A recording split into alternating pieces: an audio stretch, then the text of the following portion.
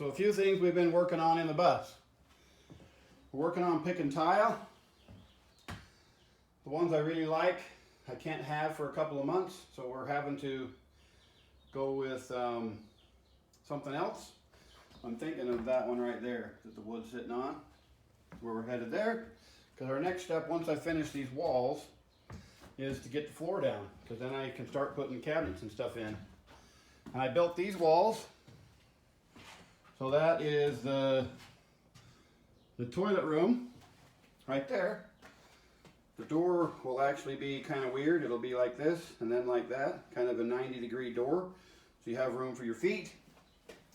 That's where the bathroom sink's gonna go. The lights. This wall here is my most complicated wall in the whole place. The sliding door slides back in it to here. I got the stop in, got the bumpers in, and then I've got a switch for the vanity light. This will be 110. It'll run down and into the toe kick and down into the circuit breaker in the baggage compartment.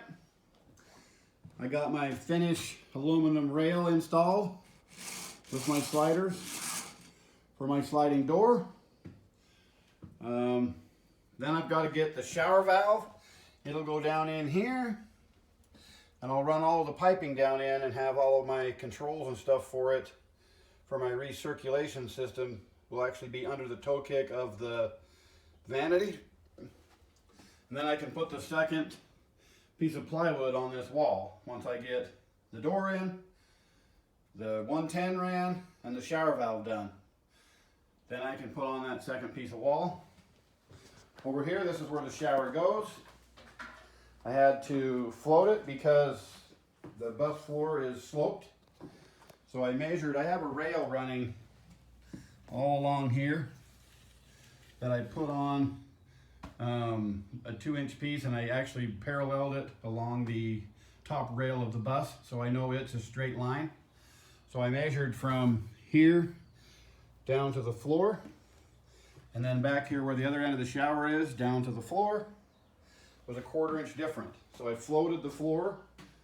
I put a piece of wood in the corner here. I floated the floor 1/4 inch so that the shower will be flat when we are parked level.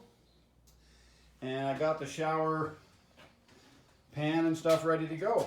I'll set those in there and show you. So there's my Schluter pan in. I fit it.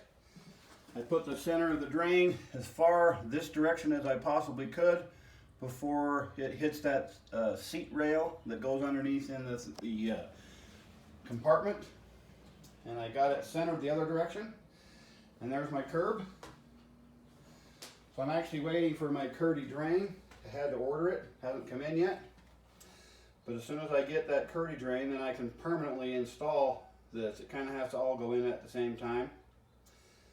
But there's the shower pan all ready to go. What else have I been doing? I installed a second window. Got these windows permanently in with their proper sealant and the interior frame done. And I guess that's what we've been working on to point. We'll get some more done, check back in. So here we are working on the drain. I know my wife Rhonda filmed a little bit for you guys on what we were working on, what was going on. So we got the hole all cut. I didn't have to notch it much, but I did have to notch just a little bit out of this. Then I've got that cable in the way. My drain is a Schluter drain, so it looks like this. So it's 3 inches. So I'm about with my shower pan in, which I've got leaning up over there, and this drain, I'm about 1/4 inch hitting that pulley, that cable.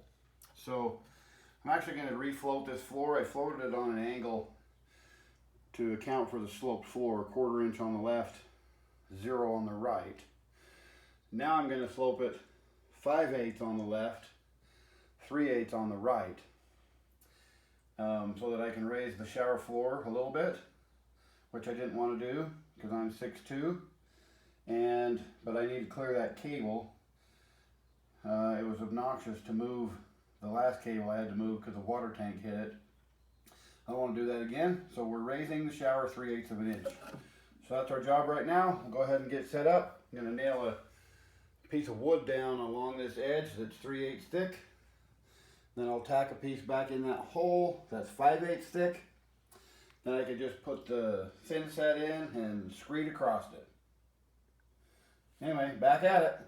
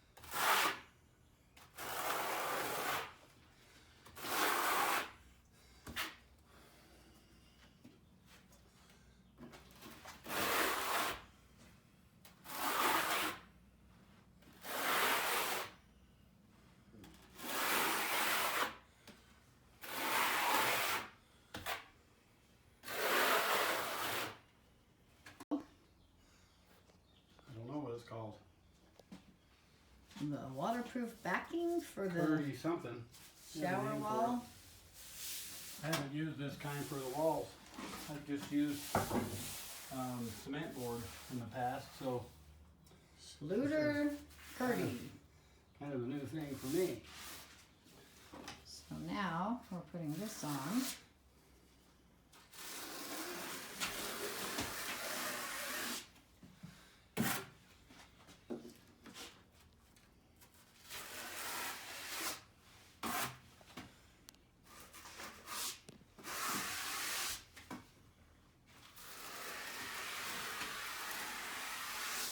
That bucket's kind of in the way of filming it.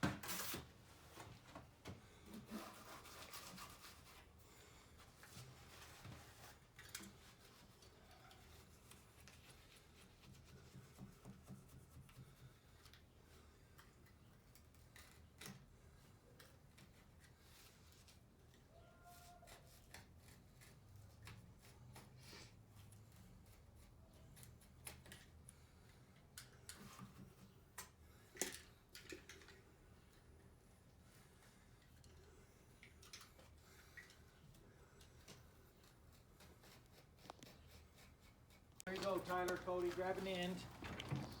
Who's gonna be inside to catch? Cody's gotta go catch the whole thing by himself. We are putting the refrigerator in our bus. Well, I know, but I can get it to a We've got balance. a few helpers here I was pushing it to get it to a balance point so I to didn't have to help hold get any this weight. fridge in our bus. I thought I was losing it right there. We had to take a window out. Okay, whoa. And looked like they made that look very So who said you could easy. get so friggin' tall already, man? I don't You're like know. a midget. I don't know. So we're to a point where we want to start putting in cabinets and working our way from the back to the front. We can't really do that because we need to set the cabinets on the tile. So today we're cleaned all the bus out, vacuumed it. Now we're putting down this Mopagard UM by Mopay, which after talking to several tile people and the tile store that I've bought stuff from for years, they said this is the very best product for what I'm doing. So I've got it all fit. Videos I've watched, which because I've never put this product down, I've used some similar ones. It says to get it all fit, so we got it all fit. Where it goes, that piece goes under the washer and dryer, comes back to the shower, in next to the cupboard, in the toilet room. That little piece that's kind of rolled up there, that goes under the dishwasher. And then around the seat area up to the front. So now the next step is to, a piece at a time, kind of roll it back, sponge the floor, and then glue it down with, we're using Ultraflex 2, which is what was recommended for going on wood floor. Anyway, that's the next step. And there's my beautiful wife getting a phone call. Back at it.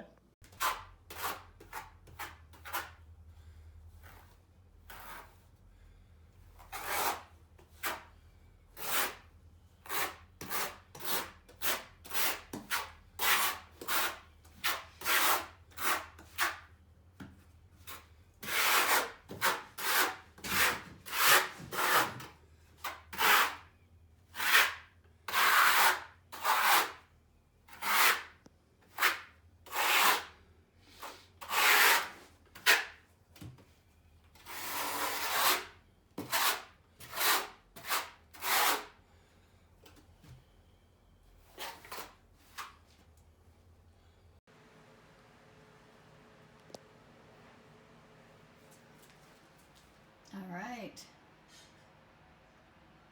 Chad is going to tile the floor of the shower.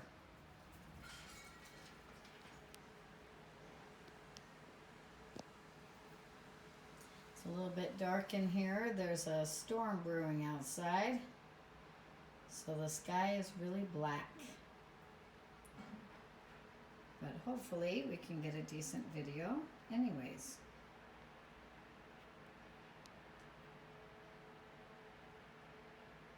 On right now.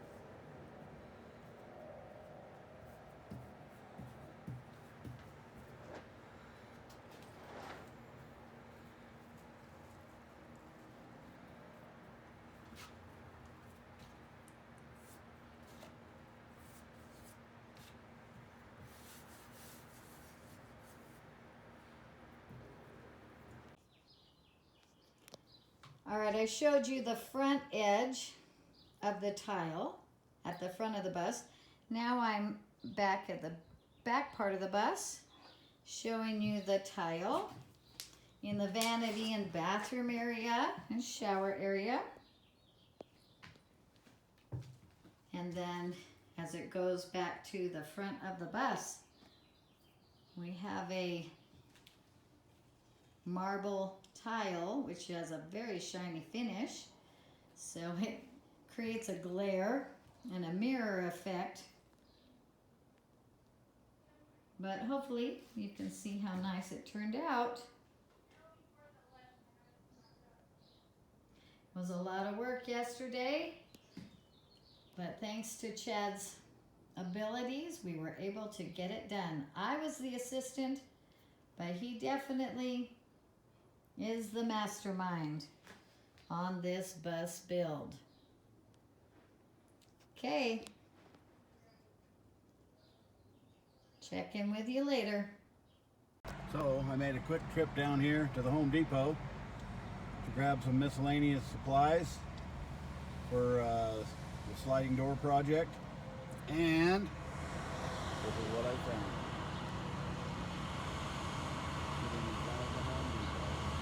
Evidently, somebody pulled the fire alarm.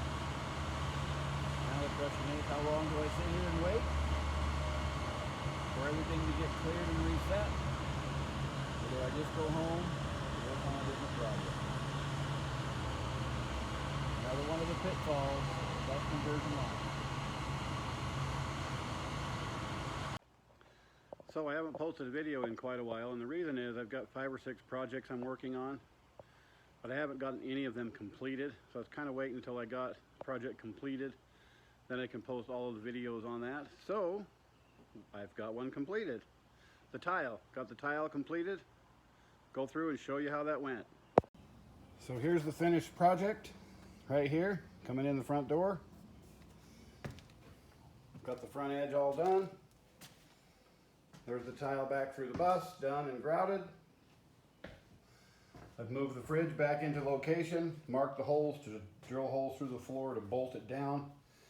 Haven't got it bolted down yet. I decided I'm actually going to make a notch right there for it to fit back into the wall, 1.5 inches, so it'll cover that gap a little bit, get a little less out of the room. Tile back here, tile in the toilet room. Here's the tile in the shower, the curb, the floor, and the walls are finished. I've put an acrylic polyurethane on this piece of wood that'll be partially in the shower. We'll see how it holds up. If it doesn't hold up, I'll put a piece of aluminum painted to match that on it. But we'll see how it goes from there. Got the guy coming to measure for the shower door so I can get that completed. I've got my plumbing finish kits coming so I can get all of the plumbing on it, and then this project will be done. So there it is, the tile.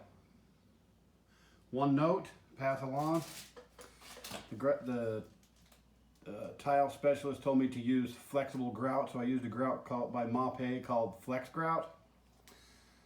It's amazing stuff when it's in. It's obnoxious to install. So just do like a 3-foot square section, wipe it. 3-foot square section, wipe it.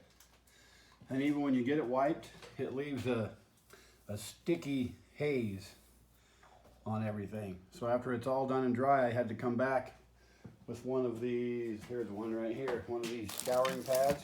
This actually comes in the tile kit, and scour that sticky stuff off after the fact. There's actually a spot right there that got missed.